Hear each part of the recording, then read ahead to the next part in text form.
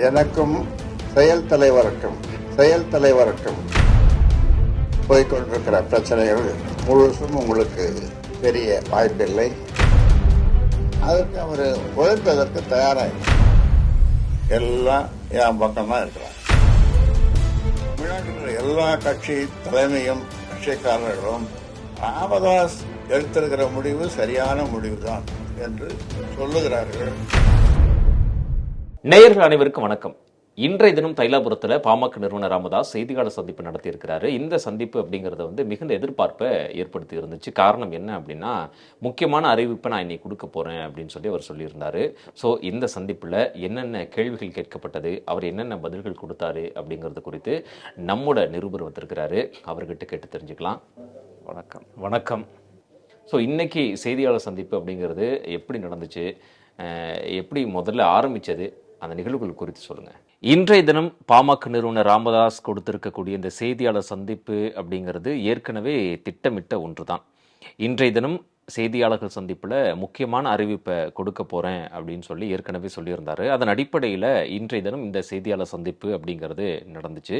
இந்த செய்தியாளர் சந்திப்பில் என்ன விஷயம் பேச போகிறாரு, என்ன அறிவிப்பு வெளியாக போகுது அப்படிங்கிறது ஒரு மிகப்பெரிய எதிர்பார்ப்பை பாமக தொண்டர்கள் மத்தியிலும் தமிழக அரசியல் வட்டாரத்திலையுமே ஒரு பெரிய எதிர்பார்ப்பை ஏற்படுத்தி இருந்துச்சு அப்படின்னு தான் சொல்லணும். தொடக்கத்தில் பாரதியாருடைய ஒரு பாடலை மேற்கோள் காட்டி இந்த செய்தியாளர் சந்திப்பை திரு ராமதாஸ் அவர்கள் தொடங்கியிருந்தாங்க. இந்த சந்திப்பில் அவர் பேசின பல விஷயங்களை தான் இன்னைக்கு நாம் டிஸ்கஸ் பண்ண போகிறோம். குறிப்பாக அவர் என்ன ஆரம்பித்தார் அப்படின்னு பார்க்கும் பொழுது, அன்புமணி ராமதாஸுக்கும் திரு ராமதாஸ் அவர்களுக்கும் இடையே இருக்கக்கூடிய இந்த மோதல் குறித்து உங்களுக்கு எல்லாருக்குமே தெரியும் அப்படின்னு சொல்லி பேசியிருந்தார். அதில் குறிப்பாக என்ன சொல்லியிருந்தாருன்னா, அன்புமணியை செயல் தலைவர் அப்படின்னு தான் அவர் குறிப்பிட்டிருந்தார். எனக்கும் செயல் தலைவருக்கும் போய்கொண்டிருக்கிற பிரச்சனைகள் முழுசும் உங்களுக்கு தெரிய வாய்ப்பில்லை. அன்புமணி தன்னை தலைவர் என்று ஒரு பக்கம் சொல்லியிருக்கக்கூடிய சூழ்நிலையில் திரு ராமதாஸ் அவர்கள் தற்போது வரையிலுமே அவரை செயல் தலைவர் அப்படின்னு தான் குறிப்பிட்டு அழைக்கிறாரு. அது நம்ம ரொம்ப முக்கியமாக பார்க்க வேண்டிய ஒரு விஷயமா இருக்குது. காரணம் என்ன அப்படின்னாக்க, திரு ராமதாஸ் பல்வேறு அதிரடியான நடவடிக்கைகளை எடுத்துக்கொண்டு வராரு. நிர்வாகிகளை, மாவட்ட செயலாளர்கள் உள்ளிட்ட ஒன்றிய செயலாளர்கள் உள்ளிட்ட பல நிர்வாகிகளை அவர் கட்சியிலிருந்து நீக்கி புதிய பொறுப்பாளர்களை நியமனம் செஞ்சுட்டு வராரு. அதை எதிர்த்து அதற்கு மாறாக திரு அன்புமணி, நான் தான் தலைவர், நான் எடுக்கக்கூடிய முடிவு தான் இறுதியானது அப்படின்னு சொல்லி அவர் யாரெல்லாம் ராமதாஸ் நீக்கினாரோ அதற்கு நீக்கினவர்கள் அனைவருமே அந்த பதவியில் தொடர்வார்கள் அப்படிங்கிற ஒரு அறிவிப்பை அவர் தொடர்ந்து கொடுத்துட்டு தான் வந்தார். இந்த நிலையில் தற்போது வரைக்குமே ராமதாஸ் சொல்லக்கூடிய ஒரு விஷயம், அன்புமணி செயல் தலைவர் அப்படிங்கிறத அவர் இந்த நிமிடம் வரை உறுதிப்படுத்தி இருக்கிறார். சரி, இப்போ ரெண்டு பேருக்கும் இடையில பஞ்சாயத்து பேசினாங்க, பேச்சுவார்த்தையெல்லாம் நடந்துச்சு அப்படின்னு சொல்லியிருந்தாங்க. இந்த பேச்சுவார்த்தையில் உடன்பாடு ஏற்பட்டுச்சா இல்லையா, அது தொடர்பாக என்ன சொன்னார்? கரெக்ட். ரெண்டு பேருக்குமான இடையே நடந்த இந்த பேச்சுவார்த்தை அப்படிங்கிறது அதில் எந்த விதமான சுமூகமான முடிவுமே எடுக்கப்படலை அப்படிங்கிறத தான் திரு ராமதாஸ் அவர்கள் இந்த செய்தியாளர்கள் சந்திப்பில் உறுதிப்படுத்தி இருக்கிறாரு. காரணம் என்ன அப்படின்னாக்க, இரண்டு தரப்பிலிருந்துமே அவர் உருவாக்கிய அமைப்பிலிருந்து 14 பஞ்சாயத்துக்காரர்கள் என்னிடம் பஞ்சாயத்து பேச வந்தார்கள். ஆனாலும் இதில் எந்த விதமான முடிவும் எட்டப்படலை அப்படிங்கிறத அவர் உறுதியாக சொல்லியிருக்கிறாரு. அதிலும் குறிப்பாக யாரை சொல்லியிருக்கிறாரு அப்படின்னாக்க, ரெண்டு பேர் பேரையுமே மென்ஷன் பண்ணலை. இரண்டு ஆளுமைகள் பேச்சுவார்த்தை நடத்தினாங்க, அன்புமணி கிட்டையும் பேசினாங்க. அன்புமணி யார் பேச்சையுமே கேட்க மாட்டாரு அப்படிங்கிறத அவர் தெளிவுபடுத்தி இருக்கிறாரு. அந்த ரெண்டு பேர் யார் அப்படிங்கிறத ஆடிட்டர் குருமூர்த்தியையும் சைதை துரைசாமி, இந்த இரண்டு பேருமே பெயர் குறிப்பிடாமல் இரண்டு ஆளுமைகள் பேச்சுவார்த்தை நடத்தினாங்க. ஆனால் எந்த ஒரு தீர்க்கமான முடிவும் எடுக்கப்படலை அப்படிங்கிறத அவர் தெளிவுபடுத்தியிருக்கிறாரு. அந்த ரெண்டு பேர் பேசும்போது கூட என்ன சொல்லியிருக்கிறாங்க அப்படின்னாக்க, தைலாபுரத்தில் இருந்து நீங்க கட்சியை வளருங்க, சென்னையில இருந்து திரு அன்புமணி கட்சியை வளர்க்கட்டும் அப்படிங்கிற மாதிரி பஞ்சாயத்து பேசினவங்க எல்லாம் சொன்னாங்க. எனக்கு அதில் எந்த விதமான உடன்பாடும் இல்லை அப்படிங்கிறத அவர் தெளிவுபடுத்தி இருக்கிறார். என்ன நம்புறதுக்கு அன்புமணி தயாரா இல்லை அப்படின்னு சொல்லி ரொம்ப ஆதங்கப்பட்டதா கேள்விப்பட்டேன். என்ன விஷயத்துக்காக அன்புமணி அவரை நம்பலையா? ஆமா. இந்த வார்த்தைய அவர் வந்து ரொம்ப தீர்க்கமா சொல்லியிருந்தாரு. அன்புமணி வந்து என்ன நம்ப தயாரா இல்ல அப்படிங்கிறத அவர் வந்து சொல்லியிருந்தாரு. அது ஏன் அப்படின்னு பார்க்கும்பொழுது, ஒரு விஷயத்த பதிவு பண்ணியிருந்தாரு. கடந்த சில மாதங்களுக்கு முன்பு ஒரு மாநாடு ஒண்ணு நடந்துச்சு இல்லையா? அந்த மாநாட்டுல ஆயிரக்கணக்கான பாமக தொண்டர்கள், வன்னியர் சங்க இளைஞர்கள், நிர்வாகிகள் அப்படின்னு சொல்லிட்டு பல பேர் கூடியிருந்தாங்க. அந்த மாநாடு பாமகவுக்கு ஒரு பெரிய ஒரு எழுச்சிய குடுத்திருந்துச்சு அப்படின்னு தான் சொல்லணும். அப்படி இருந்த சூழல்ல, அந்த மாநாட்டுக்கு 15 நாளைக்கு முன்னாடி ஒரு விஷயம் நடக்குது. அதாவது என்ன அப்படின்னாக்க, பதவியை வந்து நான் விட்டு கொடுத்துட்றேன் அப்படின்னு சொல்லி திரு ராமதாஸ் அவர்கள் சொல்லியிருக்கிறாங்க. அதற்கு திரு அன்புமணி என்ன சொல்லியிருக்கிறார் அப்படின்னாக்க, எனக்கு அவர் மேலே நம்பிக்கை இல்லை அப்படிங்கிற மாதிரியான ஒரு விஷயத்தை வந்து அவர் பதிவு பண்ணியிருக்கிறாரு. அதை தான் அவர் மிகுந்த வருத்தத்தோட வந்து அன்புமணி என்ன நம்பலை அப்படிங்கிறத அவர் பேசியிருக்கிறார். எப்பா 46 ஆண்டு காலமாக ஒரு கட்சியை வளர்த்துருக்கிறாரு, அதை உருவாக்கி ஆளாக்கி இந்த நிலைமையில கொண்டு வந்து வச்சிருக்கிறாரு. அவருக்கு இப்படி ஒரு நிலைமையா? கரெக்ட். நீங்க சொன்ன மாதிரி 46 ஆண்டு காலமாக கட்சியை வளர்த்தவருக்கே இந்த நிலைமையா அப்படின்னு சொல்லி அவரே பரிதாபகரமா தான் அந்த விஷயத்த சொல்லியிருந்தாரு. என்ன அப்படின்னா, இன்னும் ஓரிரு வருடங்கள்ல கட்சியை வந்து முழுமையா நான் வந்து அன்புமணிகிட்ட கொடுக்க போறேன்.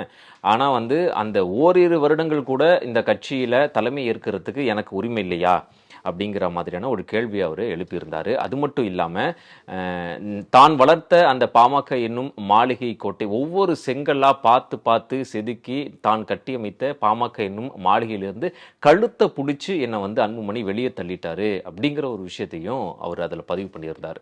சரி, சௌமியா அன்புமணியுடைய அந்த தேர்தலில் நின்னாங்க இல்லையா, அது தொடர்பாக என்ன சொல்லியிருக்காரு? சௌமியாவுடைய தேர்தல் நிலைப்பாடு குறித்து அவர் பேசும்போது என்ன சொன்னார் அப்படின்னாக்க, என்னுடைய குடும்பத்தில் இருக்கக்கூடிய பெண்கள் அரசியலில் ஈடுபடக்கூடாது, எனக்கு அதில் துளியும் விருப்பம் இல்லை அப்படிங்கிறத நான் ஏற்கனவே சொல்லியிருந்தேன். தருமபுரியில் யார் போட்டியிட போறா அப்படின்னு கேட்கும் பொழுது அன்புமணி தான் போட்டியிட போறதா முதல்ல சொல்லியிருந்தாரு. அதன் பிறகு மறுபடியும் என்ன ஆச்சு அப்படின்னு கேட்கும் பொழுது, அந்த மக்களவை தேர்தலில் தருமபுரியில் வந்து சௌமியா போட்டியிட போறதா அன்புமணி வந்து என்கிட்ட சொன்னார். அதுக்கு நான் வந்து என்னுடைய எதிர்ப்பை பதிவு செஞ்சேன். எனக்கு அதில் எந்தவித உடன்பாடும் இல்லை, துளியும் எனக்கு அதில் வந்து விருப்பமும் இல்லை அப்படிங்கிறத நான் பதிவு பண்ணியிருந்தேன். காரணம் என்னன்னா, என்னை பொறுத்த வரைக்கும் என்னுடைய குடும்ப பெண்கள் அரசியலில் ஈடுபடுறதுல எனக்கு விருப்பம் இல்லை அப்படிங்கிறது என்னுடைய எதிர்ப்பை நான் பதிவு செஞ்சும் கூட என்னுடைய எதிர்ப்பை மீறி தான் சௌமியா வந்து அந்த தேர்தலில் வந்து போட்டியிட்டாங்க. எனக்கு அதில் பெருசாக விருப்பமே கிடையாது அப்படிங்கிறத அவர் ரொம்ப நுணுக்கமாகவே அந்த விஷயத்தை அவர் வந்து சொல்லியிருந்தார். இப்போ கூட்டணி கட்சிகள்லாம் யார்கிட்ட பேச்சுவார்த்தை நடத்துவாங்க? அன்புமணி கிட்ட நடத்துவாங்களா, இல்லை ராமதாஸ் கிட்ட நடத்துவாங்களா? இந்த கூட்டணி தொடர்பான பேச்சுவார்த்தைகள் குறித்து ஏதாச்சும் சொன்னாரா? கூட்டணி குறித்து அந்த கேள்வி அப்படின்னு செய்தியாளர்கள் கேட்கும்போது அவர் சொன்ன விஷயம் ஒன்னே ஒன்று தான். கூட்டணியை பொறுத்த வரைக்கும் அரசியல் கட்சிகளுக்கு நல்லாவே தெரியும் யாருக்கிட்ட இந்த கூட்டணி குறித்து பேசணும் அப்படின்னு சொல்லிட்டு. அதனால நிச்சயமா என்கிட்ட தான் வருவாங்க. கூட்டணி குறித்து நான் தான் முடிவெடுப்பேன். இந்த எலெக்ஷன்ல என்னுடைய முடிவு தான் இறுதியானது அப்படிங்கிறத அவர் தெளிவுபடுத்தி இருக்கிறாரு. அது மட்டும் இல்ல, பாஜக தாவேகாவோட கூட்டணி பேச்சுவார்த்தை யாராவது நடத்தி இருக்கிறாங்களா அப்படின்னு சொல்லி ஒரு கேள்வியும் கேட்கப்பட்டுச்சு. அதுக்கு இதுவரைக்கும் பாஜக சைட்ல இருந்தும் யாரும் வரல, தாவக சைட்ல இருந்தும் யாரும் வரல அப்படிங்கிறதையும் அவர் தெளிவுபடுத்தி இருக்கார். சரி, இப்ப பொதுக்குழுவை யாரு தான் கூட்டுறது? அன்புமணியா, ராமதாஸா? யாருக்கு அந்த அதிகாரம் இருக்கு? பொதுக்குழுவை பொறுத்த வரைக்கும் நான் தான் கூட்டுவேன் அப்படிங்கிறதுல அவர் ரொம்ப தெளிவா இருக்கிறாரு, ரொம்ப உறுதியாகவும் இருக்காரு. காரணம் என்ன அப்படின்னாக்க, எனக்கு தான் எல்லா உரிமையும் இருக்கு. இந்த கட்சியை 46 ஆண்டு காலமாக வளர்த்தெடுத்தவன் நான். இந்த கட்சியில நான் தான் தலைவர் அப்படிங்கிறத அவர் தெளிவுபடுத்தி இருக்கிறாரு. அதனால பொதுக்குழுவை கூட்டக்கூடிய முடிவு எனக்கு தான் இருக்கு, எனக்கு தான் அந்த அதிகாரம் இருக்கு அப்படிங்கிறத அவர் சொல்லியிருக்காரு. சரிப்பா, இப்ப அன்புமணி தலைவரா இல்லையா, அதுக்கு என்ன சொல்றாரு? அன்புமணி தலைவரா இல்லையா அப்படிங்கிற கேள்வி அவர்கிட்ட முன்வைக்கப்பட்டுச்சு. அதுக்கு அவர் சொன்ன ஒரே ஒரு விஷயம், அன்புமணி வந்து செயல் தலைவர் அப்படிங்கிறத அவர் சொல்லியிருக்கிறாரு. இதுல கூடுதல் சிறப்பா என்ன சொல்லியிருக்கிறாரு அப்படின்னா, அன்புமணியை பொறுத்த வரைக்கும் கொஞ்சம் பொறுமையா இருந்திருந்தா எல்லாமே கிடைச்சிருக்கும், அதிகாரம் கைக்கு வந்திருக்கும். அன்புமணி கிட்ட பொறுமை இல்லை அப்படிங்கிறத அவர் சொல்லியிருக்கிறாரு. அது மட்டும் கிடையாது, அன்புமணிக்கு முதல்ல தலைமை பண்பே கிடையாது அப்படிங்கிறதையும் அவர் சொல்லியிருக்கிறாரு. அன்புமணிக்கு தலைமை பண்பே இல்லை அப்படிங்கிறத நான் ஏற்கனவே செயற்குழு கூட்டத்தில் நடந்தப்பயே அந்த குழு கூட்டத்திலேயே நான் வந்து அதை பகிரங்கமாக நான் வெளிப்படையாக சொல்லியிருந்தேன். தலைமை பண்பு அன்புமணிக்கு சுத்தமாக கிடையாது அப்படிங்கிறத நான் சொல்லியிருந்தேன். அதனால் வந்து என்னை பொறுத்த வரைக்கும் அன்புமணி தலைவர் கிடையவே கிடையாது அப்படிங்கிறத அவர் சொல்லியிருக்கிறாரு. சரி, இவ்வளோ கலைவரம் நடந்துட்டு இருக்கு, இப்போ கட்சி தொண்டர்கள் யார் பக்கம்? கட்சி தொண்டர்கள் யார் பக்கம் அப்படின்னா, கட்சி தொண்டர்களை பொறுத்த வரைக்கும் திரு ராமதாஸ் அவர்கள் கிட்ட தான் இருக்கிறாங்க அப்படிங்கிறத அவர் சொல்லியிருக்கிறாரு. தொண்டர்கள் மட்டும் இல்ல, வாக்களிக்கக்கூடிய எல்லாருமே வந்து என்னுடைய பக்கம் தான் இருக்கிறாங்க. ஏன்னா கட்சியினுடைய நிறுவனர் நானு. என்னை யாரும் நீக்க முடியாது. என்னை நீக்கக்கூடிய அதிகாரம் யாருக்குமே இல்ல. அப்படிங்கிற பட்சத்துல கட்சி தொண்டர்களாக இருந்தாலும் சரி, வாக்களிக்கக்கூடிய மக்களாக இருந்தாலும் சரி, அவர்கள் எல்லாருமே என்னுடைய பக்கம் தான் இருக்கிறாங்க அப்படிங்கிறத அவர் உறுதிப்படுத்தியிருக்காரு. ஓட்டு போடுற மக்கள், வாக்களிக்கிற மக்கள், அது 18 வயசோ அல்லது 90 வயசோ அதுக்கு மேலேயோ எல்லாம் என் பக்கம்தான் இருக்கிறாங்க. இப்போ ராமதாஸுடைய இந்த முடிவு தொடர்பா அரசியல் தலைவர்களுடைய கருத்துலாம் எப்படி இருக்கு? அதுக்கு அவர் சொன்ன ஒரே ஒரு விஷயம் என்ன அப்படின்னா, தமிழ்நாட்டு அரசியல் தலைவர்கள் என்னுடைய முடிவை வரவேற்கிறாங்க அப்படிங்கிறத தான் அவர் சொல்லியிருக்கிறாரு. காரணம், கட்சியினுடைய நிறுவனராக இருக்கிறாரு. அது மட்டும் இல்லை, அவர் வந்து பல்வேறு அமைப்புகளை உருவாக்கியவர். அவருக்கு எல்லா நல்ல விஷயங்களும் தெரியும். எந்த ஒரு அறிக்கையினாலும் சரி, அதை வந்து அறிஞ்சு ஆராய்ஞ்சு கொடுக்கக்கூடிய ஒரு நபர். அப்படிங்கிற பட்சத்தில் அவருடைய பக்கம் தான் இருக்கிறாங்க. அரசியல் தலைவர்கள் வந்து அவர் எடுக்கக்கூடிய முடிவு சரியாக தான் இருக்கும் அப்படிங்கிறத நம்புறதா அவர் நம்புறாரு. தமிழ்நாட்டில் எல்லா கட்சி தலைமையும் கட்சிக்காரர்களும் ராமதாஸ் எடுத்திருக்கிற முடிவு சரியான முடிவு தான் என்று சொல்லுகிறார்கள். சரி, இப்போ இறுதியாக ஒரு கேள்வி. அன்புமணியை ஏன் கட்சியை விட்டு நீக்கினாரு? அன்புமணி இப்போ அடிப்படை உறுப்பினரா இல்லையா? அன்புமணி வந்து உழைக்கவே தயாரா இல்லை. அதற்கு அவர் உழைப்பதற்கு தயாராக இல்லை அப்படிங்கிறத அவர் ரொம்ப தெளிவாக சொல்கிறாரு. அது மட்டும் இல்லாமல் 6-7 ஆண்டுகளுக்கு முன்பே அன்புமணி வந்து கட்சியை கைப்பற்றக்கூடிய எண்ணத்தில் இருந்தார் அப்படிங்கிறத அவர் சொல்கிறாரு. எந்த கணிப்பில் சொல்கிறாரு அப்படின்னு பார்க்கும் பொழுது, மோடியினுடைய பதவியேற்பு விழா முடிந்துவிட்டு விமானத்தில் வந்து கொண்டிருந்த போது அன்புமணி வந்து, அப்பா கட்சியை வந்து இனிமேல் நான் பார்த்துக்கிறேன் அப்படின்னு சொல்லியிருக்கிறாரு. அதற்கு வந்து அவர் எந்த ஒரு பதிலும் சொல்லவில்லை. ஸோ அதை குறிப்பிட்டு தான் 6-7 ஆண்டுகளுக்கு முன்பே கட்சியை வந்து அன்புமணி கைப்பற்ற முனைப்பு காட்டினார் அப்படிங்கிறத அவர் தெளிவுபடுத்தியிருக்கிறார். ஒட்டுமொத்தமாக பார்க்கும்போது அன்புமணிக்கு தலைமை பண்பும் கிடையாது, அன்புமணி உழைக்க தயாராகவும் இல்லை. அப்படி இருக்கும் பொழுது அவர் எப்படி ஒரு தலைவர் பதவியில் பொறுப்பில் இருந்து இந்த கட்சியை வளர்க்க முடியும்? அப்படிங்கிற முடிவில் தான் அன்புமணியை நான் கட்சியை விட்டு தலைவர் பதவியிலிருந்து நீக்கினேன் அப்படிங்கிற அவர் சொல்லியிருக்கிறாரு. சரி, அடிப்படை உறுப்பினரா இல்லையா அப்படிங்கிற கேள்விக்கு அடிப்படை உறுப்பினர் தான், உறுப்பினர் பதவியிலிருந்து அன்புமணியை நீக்க மாட்டேன் அப்படின்னு அவர் உறுதிப்பட சொல்லியிருக்காரு. நிறைய விஷயங்கள் தைலாபுர தோட்டத்திலிருந்து கொண்டு வந்து இங்கே சேர்த்திருக்க மிக்க நன்றி. உடனுக்குடன் செய்திகளை தெரிந்து கொள்ள சன் நியூஸ் பெல் ஐகானை கிளிக் பண்ணுங்க.